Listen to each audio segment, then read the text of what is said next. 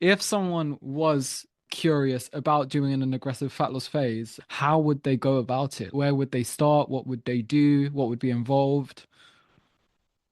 The first thing I think is to clearly define what you are trying to achieve. And then we have to match that to reality. Again, if you're trying to lose 27 pounds in a month, that's probably not going to happen. But can we do like 8 to 10 pounds in a month? Yeah, we could probably do that. I mean, given your current stats and whatever.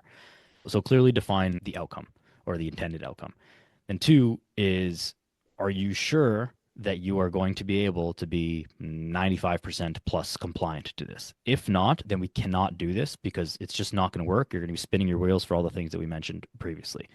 So once you have those two things ironed out, then you just make your plan. And I think you start your plan by the amount of time that you're going to be able to commit to this. Like you start with the end in mind to be, a little cliche, but you have to have an end date. This is not a perpetual diet that you're going to follow. You're going to do it for 3, 4 weeks.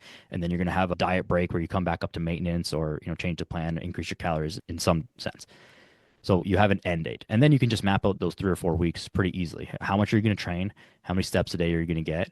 What's your sleep schedule like roughly going to be? And it's hard to plan that out perfectly, but more or less. And how much of a deficit can you possibly handle? Like get your protein up over 1 gram per pound of body weight, and then keep your carbs and fats at like basically like as low as you can tolerate with your hunger, and not zero each of them. You can't just be eating straight cans of tuna and protein powder, but keep your fats and carbs pretty low, because the lower you can kind of keep them, the lower your calories are going to be. That doesn't mean eat 1,000 calories only, but keep them reasonably low. I'd say like, you know again, depends on your weight, but like no less than kind of like 50 grams of fat a day, no less than that, but you can definitely be more than that.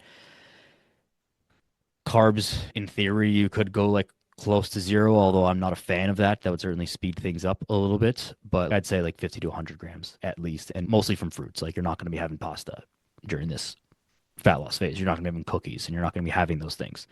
And that's okay. This is part of the trade off that you need to make. And if you're not willing to do that, then that's okay, because you don't have to do this, right? So that's the thing to understand with this. I'm not saying that you can't lose weight without eating pasta and cookies and stuff like that. I'm just saying if you want things to go faster, you probably are not going to be able to fit those things into your calories very easily.